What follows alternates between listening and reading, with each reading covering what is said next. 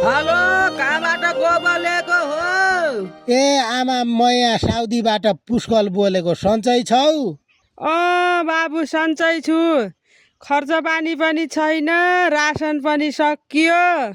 उधारैमा भए पनि पेट नमारे है आमा तिमीले दमको दबाई खान नछाडे है बाबाले निन्दाको दबाई नछोडेर खानु कसो भए होला बराई उजेलीको गानो कसो भए होला बराई उजेलीको गानो होइन र पोरासो माया उजेलीको गानो धनको